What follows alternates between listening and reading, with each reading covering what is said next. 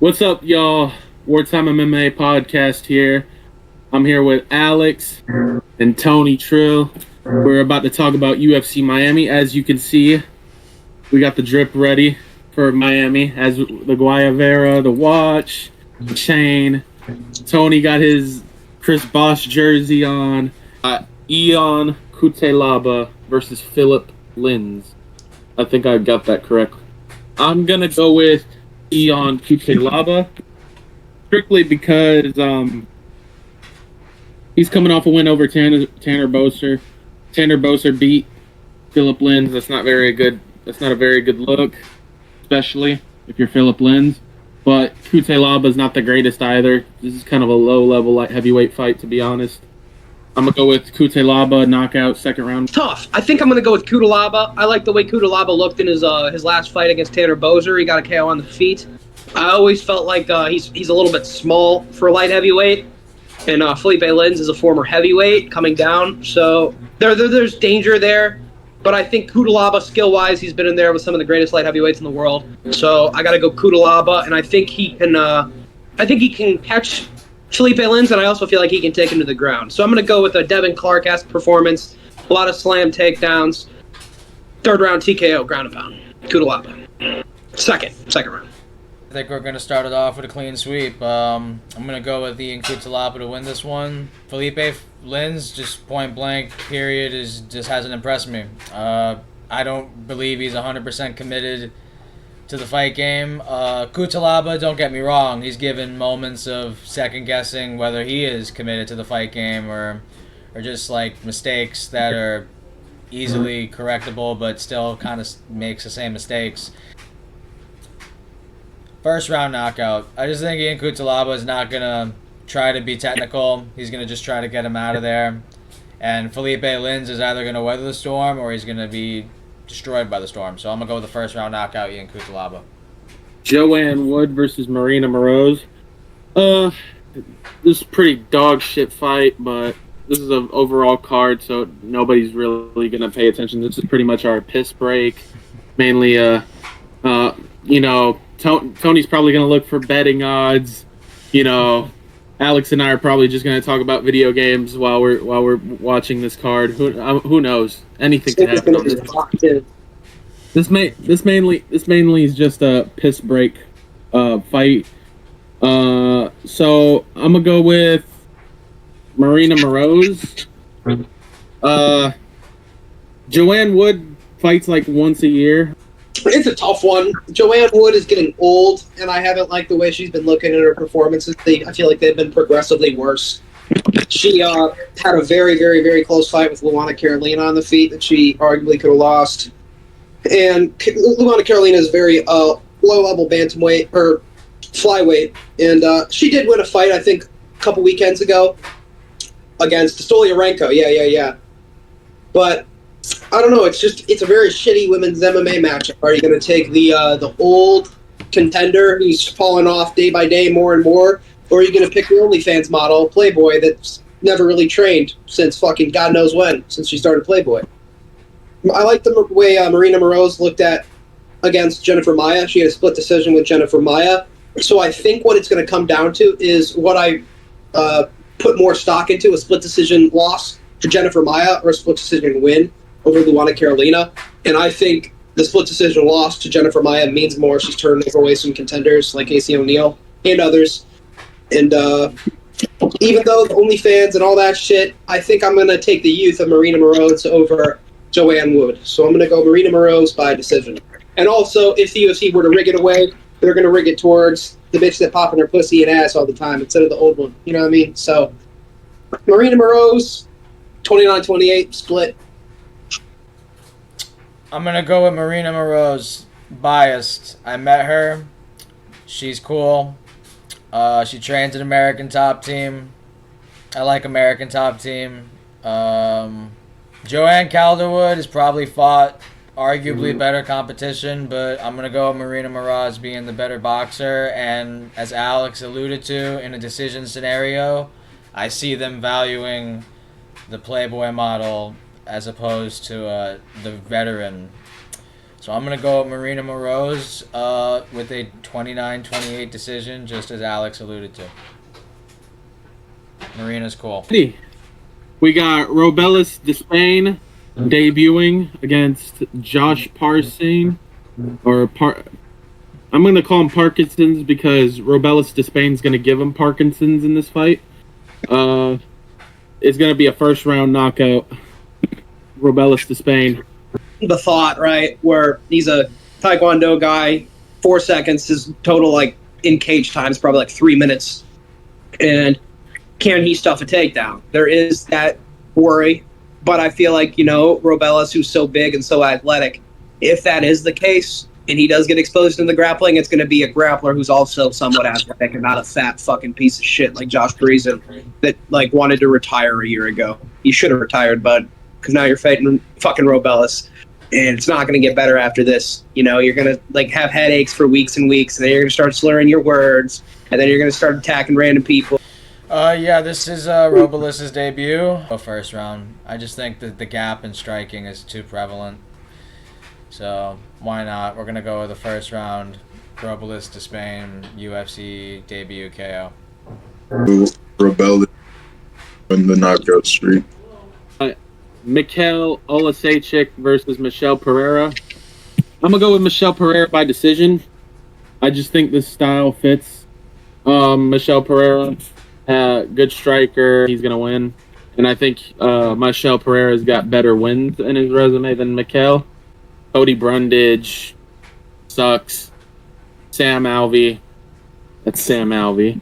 And Mikhail Olasechik normally folds on this pressure, so I'm going to go with Michelle Pereira by decision. I think it's going to be a good fight, though, for sure. I am also going to go with Michelle Pereira, except I'm going to go with knockout.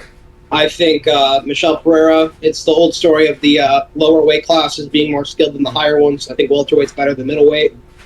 And he was able to one-punch KO Andre Petroski. Andre Petroski's not that great, but he gives a lot of problems to these unranked middleweights. And I feel like, in that performance, what he showed me is that he's at that welterweight level, and he can run through a lot of these unranked middleweights. And I feel like Mikhail Olasechik, I want to say there was a fight where he got finished in the first not that long ago by TKO. And I want to say he's been hurt in the first round a lot by some of these guys, too. Chitty, I want to say, beat the fuck out of him in the first, and then he ended up finishing Chitty later in the round. But I want to say he was stopped in the first round. Maybe Kyle Bahayo did it to him. That sounds about right. But, yeah, I feel like, he's short for the weight class. He was a former light heavyweight, which he should have never been there. But I think he's fighting an uphill battle. I think Michelle Pereira is bigger. I think he's got more muscle on him. I think he's got more tricks in the tool bag. Better jiu-jitsu, better grappling, better kicks, better punching, more power. I got Michelle Pereira. Big knockout in the first round. Agree with my constituents, Mike and Alex, as they've alluded to. I think Michelle Pereira is the more skilled fighter coming from the welterweight division to the middleweight division. I would have preferred to have seen him get punished for missing weight for his last fight, but this is still a good scrap, decent challenge. I actually don't mind with the narrative that Olasechik has the advantage on the feet. I view him as a somewhat dangerous boxer. I see more of a route to victory in this fight for Michelle Pereira to grapple. Round 2 submission. I think the first round's going to be nice scrap. Olasechik's going to look decent. He's going to have like his couple little shots here and there, but Pereira's movement and awkwardness will buy him like being able to survive that first round of danger. Then in the second round, I envision him closing the distance with a takedown and then being able to get to a dominant position where he will either get a mounted arm triangle, not like in mount, but like he'll change the position where he can get an arm triangle on top, or he will take his back and rear naked choke him. So I'm going with a second round submission. I'm gonna have to agree with Alex here and pick Michelle Pereira round 1 KO. I liked how he displayed his one-punch knockout potential at his last fight, and I think he'll be able to go on against Olasechik within the round. Out cold. We got Mateusz Gamrot versus Rafael Dos Anjos. Very random fucking fight, to be honest with you. Don't like Gamrot's style. It's going to be probably a fucking boring snooze fest of him just holding him against the fence. It is what it is. I'm gonna go with Gamrot by decision just because he has no form of knockout ability. Rafael dos Anjos is washed, 38, and he doesn't have the height requirement to accomplish that goal. But who knows? Never say never. Who knows? I'm gonna have to take that and go Gamrot decision. RDA's been in the wars, taking too much damage over the years from 170 pace on him and just decisionate him. Like Mike said, doing what it takes. We've seen him gritted out against way more formidable opponents like Jalen Turner. Though I don't think he won, but he's still shown that ability to just dog through it and get that decision win. Mateusz Gamrot decision. Yeah, I gotta agree with Mike and Sink there. I think any chance at picking RDA went out the window after that Luque fight. As a grappler, I don't want to see him fucking get taken down over and over and over again by a striker. He went up to welterweight again, and now he's coming back down to lightweight. And I don't really like the fluctuation for an older fighter like that. I'm going to be at 30-27, just a boring fight, but I think it's going to be pretty dominant for Gamrot. Tony, the Gamrot man himself. You games for luck. I am a fan of Mateusz Gamrot. Trains at American Top Team, Coconut Creek. This is an opportunity for Gamrot to get a win over a former champion under his resume. We'll go with a third round submission for Mateusz Gamrot. I think he's going to outpace and somewhat melt RDA, similar to what Colby Covington did when he fought him in the interim championship. I think Gamrot has a gas tank on the level similar to that of a Colby Covington. Third round.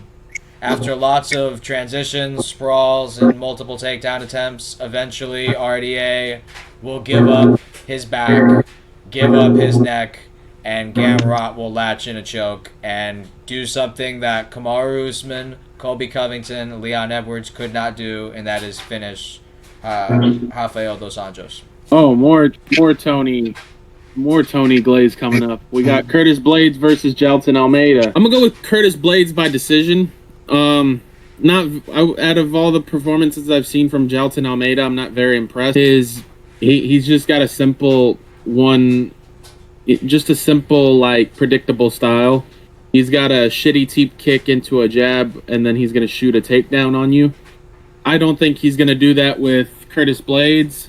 I think this is probably gonna be a striking fight, and I've been liking from what I've seen from Curtis Blades, besides that, of course, that Sergey Pavlovich knockout. Other than that, I don't see Jailton Almeida doing a Sergey, but who knows? I'm going to go with Curtis Blades by decision. Curtis is going to show levels that Jailton has not seen yet. This one is a toss-up for me because paper, Curtis should win based on the experience level. He's more well-rounded from what we've seen. He has that wrestling background, and he's just like a big fucking dude. Like, on paper, he should be hard to take down, but at the same time, he does retarded shit in the octagon sometimes. Maybe Jailton will be able to capitalize on it. Like, we've seen this man fucking strike with...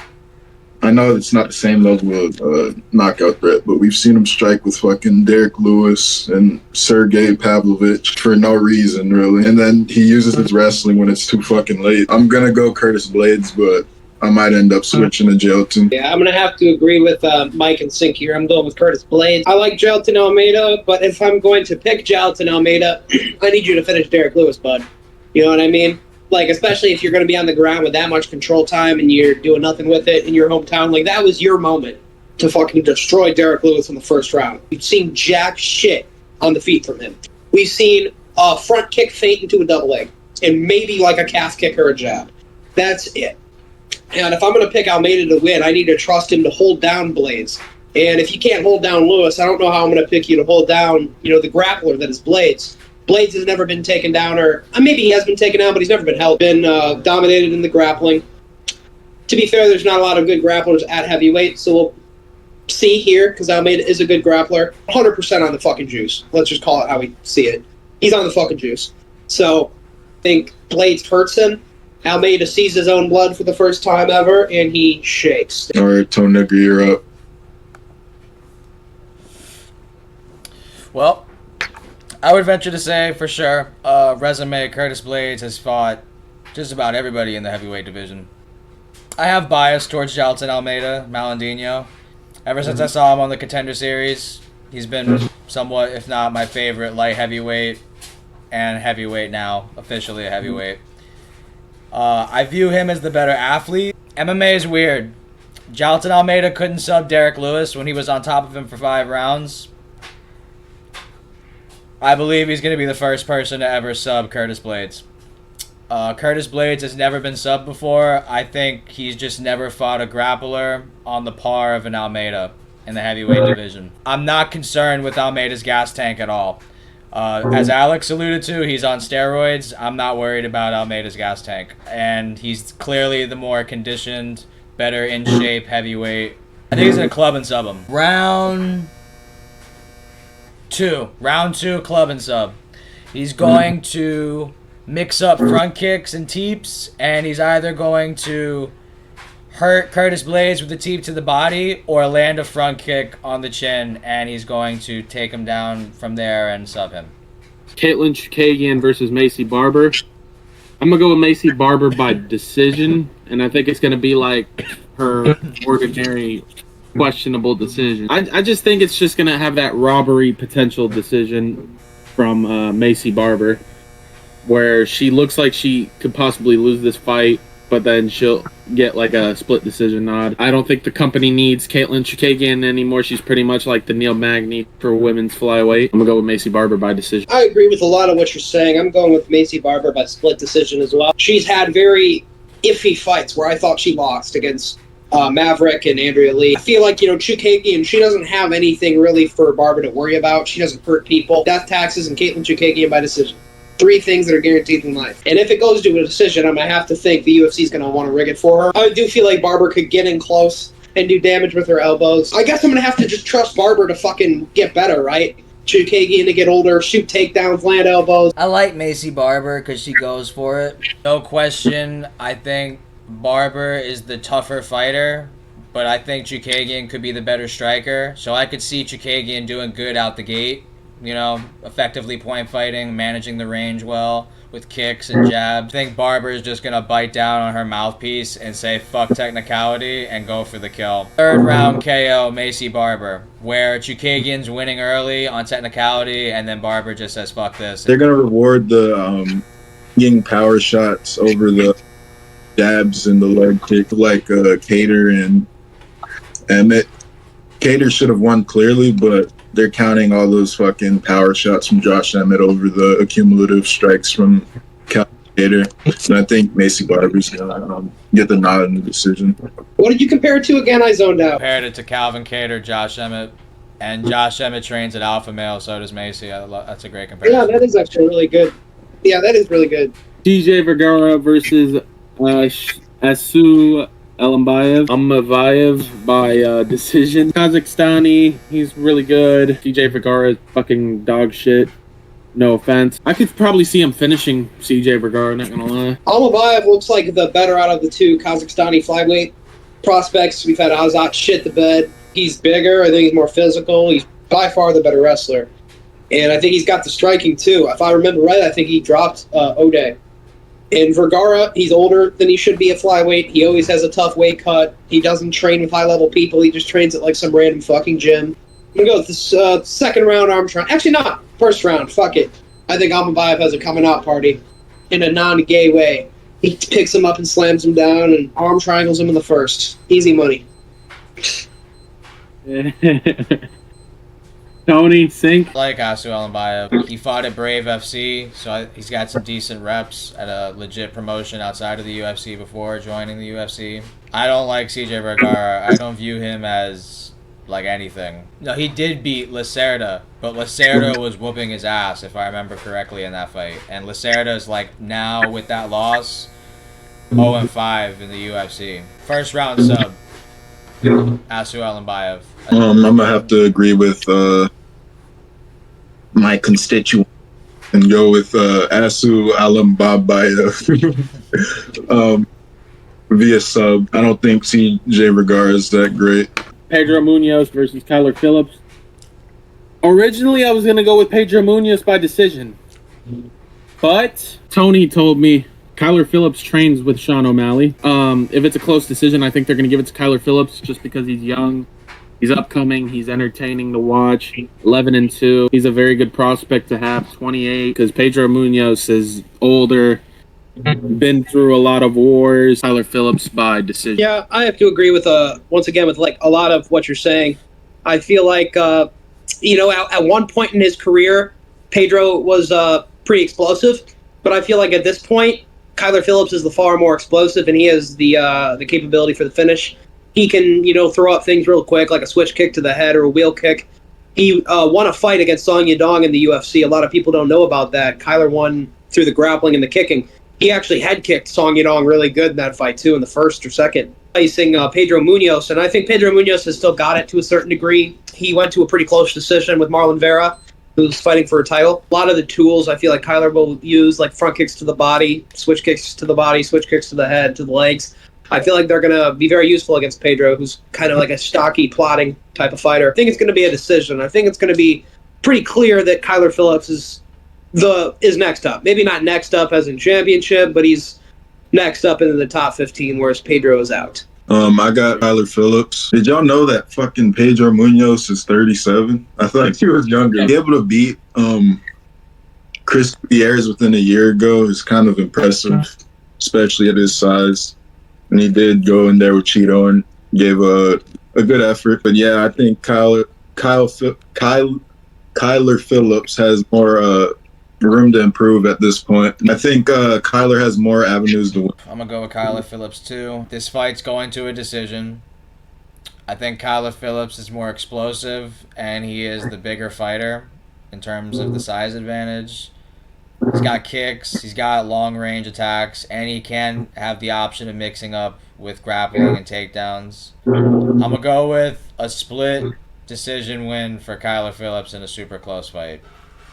I think Kyler wins the first round. I think Pedro wins the second round. I think the third round will be a toss-up. And Kyler will have mixed it up with long-range attacks and takedowns to secure a victory. We got Kevin, the Trailblazer Holland, versus... You just call him the Trailblazer? Yeah. It's funny as He's fuck. frail as fuck. He's soy. He's a quitter. I think Michael Venom Page is going to end Kevin Holland's career. I'm just playing. But on the real, though, Michael Venom Page by decision, though. I don't think he's going to end his career. But Kevin Holland is known to fumble against these high-named fights. People are saying, oh, Michael Venom Page looks out of shape. Michael Venom Page looks like this. Michael Venom Page looks like that. He's a Bellator guy, this and that. People said Dan Hooker was just going to win just because Michael Chandler was from Bellator. I do not agree with this. And I picked Michael Chandler despite my dislike for Kevin Holland. The reason why I'm just going to go for a decision. I'm going to go MVP decision just because he's the new guy in town. But we'll see. Kevin Holland can get it done as well. Ever since it was rumored for the Toronto card, this has been a fight I can't stop thinking about. I do feel like there is a potential that it could be boring, but I feel like MVP, first fight in the UFC, he's going to want to make a show, and I'm very fucking pumped for this. There's a lot of other good fights on the card, but I think as far as what I want to see happen, this might be number one. MVP's debut, how does he do in the UFC? I feel like Kevin Holland is a very good opponent for MVP. If he can beat Kevin Holland, we know for a fact that he belongs in the UFC. Because Kevin Holland is a very, very good-ish fighter. You know what I mean? He will never be champion. He will probably never be in the top 10. But he'll be a good top 15, right outside of the top 15. He'll beat a lot of guys. He'll lose to plenty of guys, too, but he'll always give up a good fight. It could be similar to Wonderboy Holland fight in ways, but you have to trust MVP, if it's a striking fight, to be able to outstrike Holland. And that's what I'm going to do. I think I'm going to go decision. I think he's just going to beat up Holland, and it's going to be a 30-27 clean win by MVP. Holland, I think he's definitely the better, jiu-jitsu, submission factor.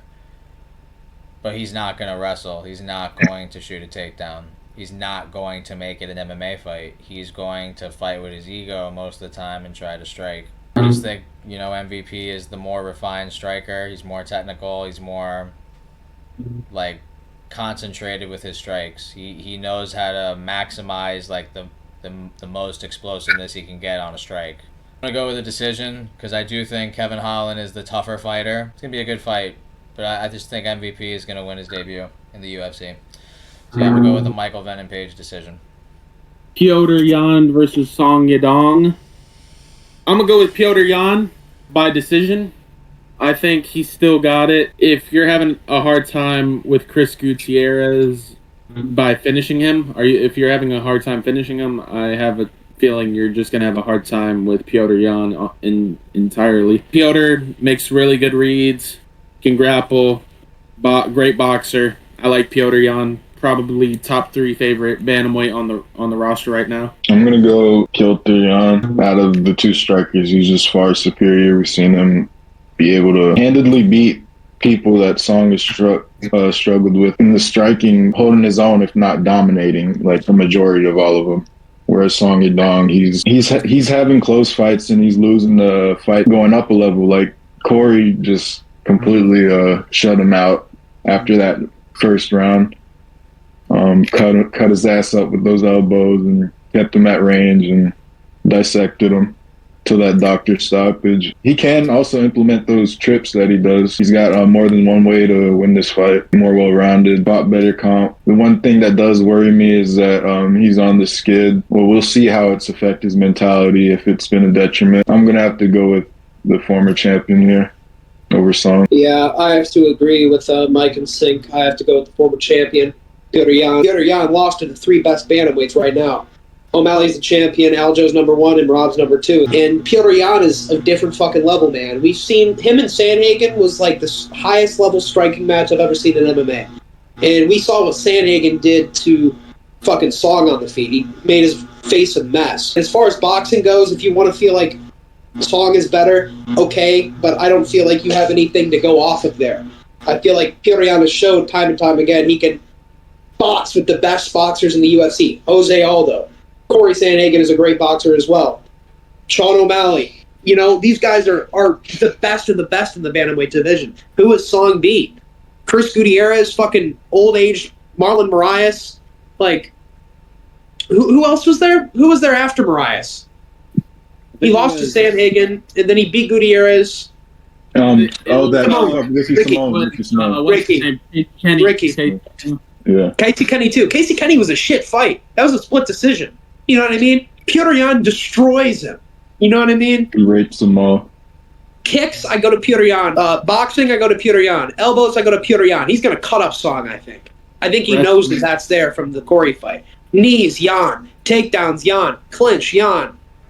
These motherfuckers forgot, man. No mercy time, baby. TKO in the 3rd. Fuck that side of man. Breach. Petr Yan comeback era. He's still the best bantamweight in the fucking world. Everybody else ranked above him is now lucky. Still the GOAT. If there were pride rules, he'd still be the champion. Everybody bends the knee. I like this fight a lot. Petr Yan, got nothing but respect for him. I think he's one of the best bantamweights I've ever seen. He's got elite boxing. He's displayed. He's able to wrestle if he needs to. He's got good gas tank. He's built for 5-round fights. Super tactical. Smart fighter. Can't say enough good things about Petr Yan. Song Yadong I like a lot too. I think he's got a lot of power. He's displayed good striking. He's shown that he can wrestle as well, but he doesn't really lean on it. His losses to Kyler Phillips and Corey Sandhagen, they were learning moments for him in his career. Jan's on a skid right now. It's a really interesting fight. More often than not, if this is a 5-round fight, I pick Petr Yan.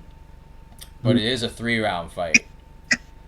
I just can't help but remember the John Dodson fight, the Jimmy Rivera fight.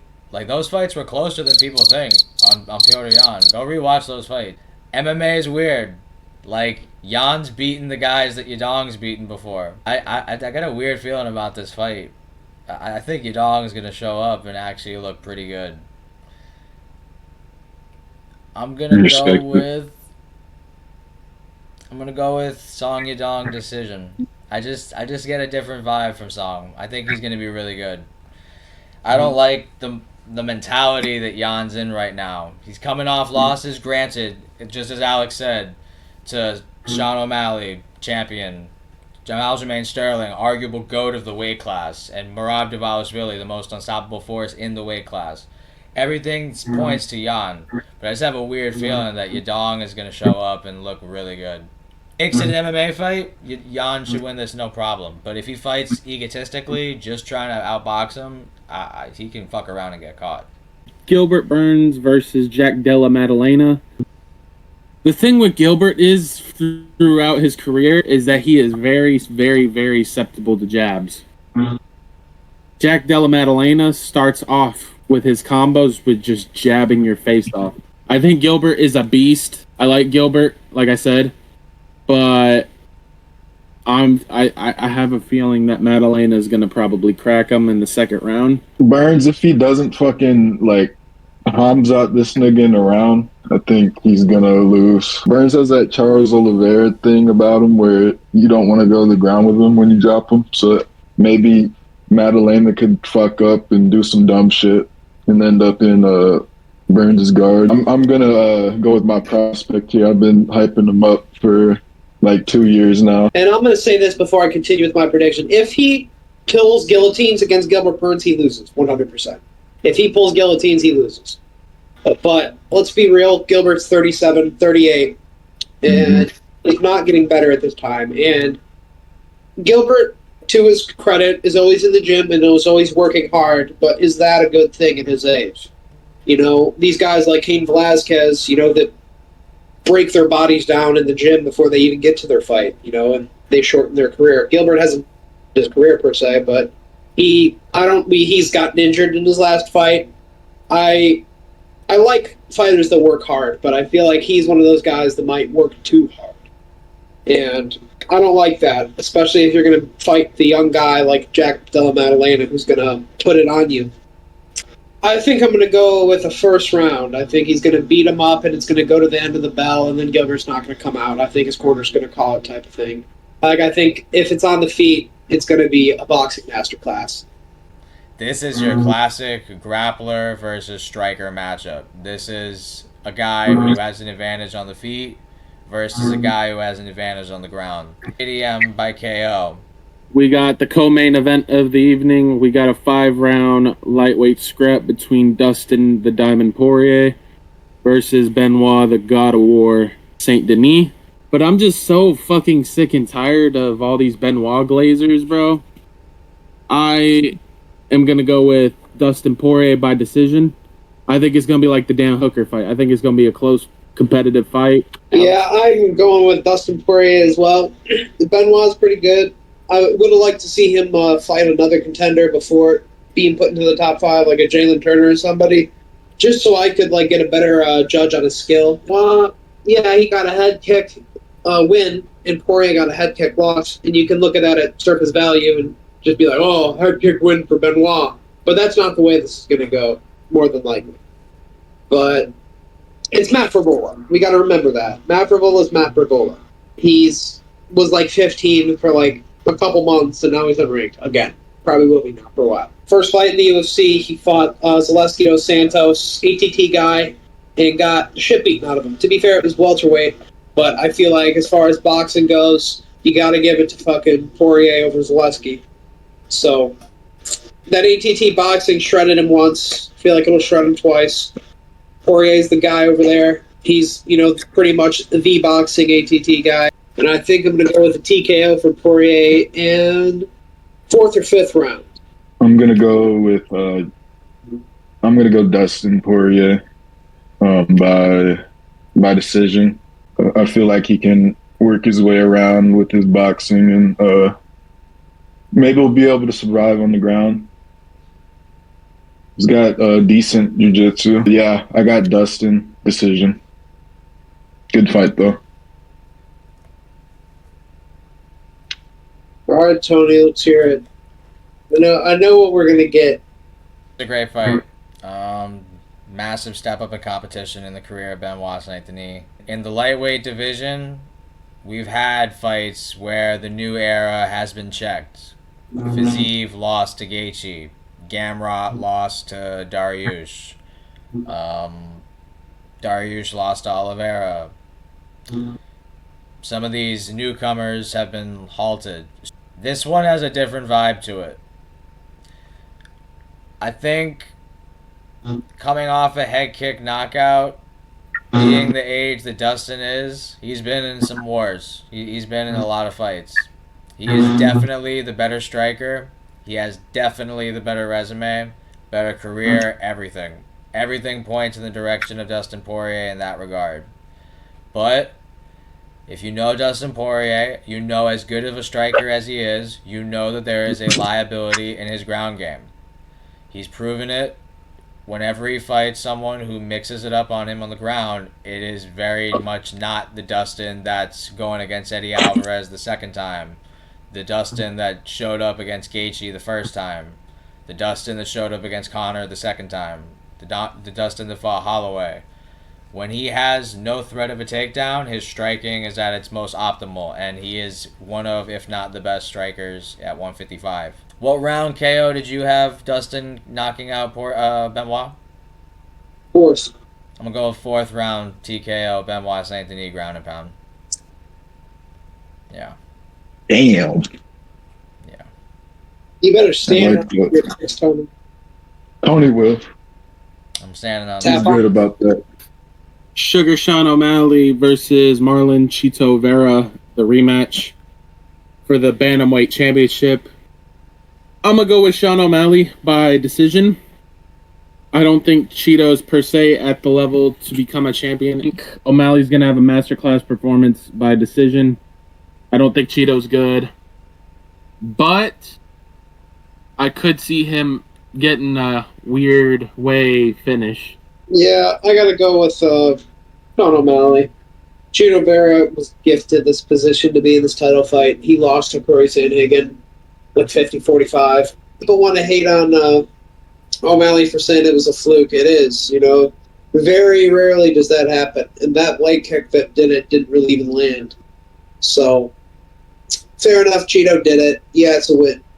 But that's not going to be the way that goes this time, likely. So, he uses that front kick a lot, which will be a major tool. I think he's going to thwart any type of advancement that Chito Vera can have in the fight. There is the potential that I feel like this fight could be pretty boring. I feel like Chito Vera, you know, he's pretty inactive. Chito isn't really somebody to get knocked out or even damaged. So I don't really think that'll happen. You have to go by decision just because of how fucking durable Chito is. It'll be a pretty clear 50-45. Sean O'Malley progressing as the rounds go on. Just to outclass him on the feet. They chose Chito for this rematch because Merab was clearly more deserving. Corey Sandhagen, 48-47 Vera. But, you know, there was multiple contenders that you could have put in the position for this title shot up ahead of Chito. But they chose this particular matchup because, in my opinion, this has a very much Adesanya Pereira type rivalry between the two of them, where Adesanya and O'Malley are the more technical and the more popular striker, where Pereira and Chito are the more not as technical but more finish reliant fighter. Chito has a win over Sean, and that's a really big deal in this fight psychologically. Sean isn't going to grapple. Chito, I don't think for the most part is going to grapple. I don't think O'Malley can finish Chito, but I think Chito can finish O'Malley, and I think that's the only way Chito can win, given that he only loses by decision. So I'm going to go with a very competitive, very close decision for Sean O'Malley. It could even be a split, where I think O'Malley's points are going to be more valued than the damage that Chito would have done. Sean O'Malley in a close decision. The UFC doesn't want to lose O'Malley as a champion right now. So I just think he has to keep it close, where it's justifiable to give it in his favor. I'm gonna go O'Malley decision. The 5 rounds makes it interesting, but Chito's output isn't good enough to make O'Malley really extend his his capacity that much. I don't think. I think O'Malley's the better striker. It was just way too fucking low output. I think O'Malley just decisionates him, to be honest. And he's only knocking out fucking washed up old guys. Anyone relatively similar to his age and skill level beats him. So I'm gonna go with O'Malley here. Decision. Alrighty, that's our picks for UFC 299. Make sure to comment who y'all got between Cheeto and O'Malley. Who's y'all's lock of the card, and who's y'all's just like fight of the night candidate. Like, comment, subscribe.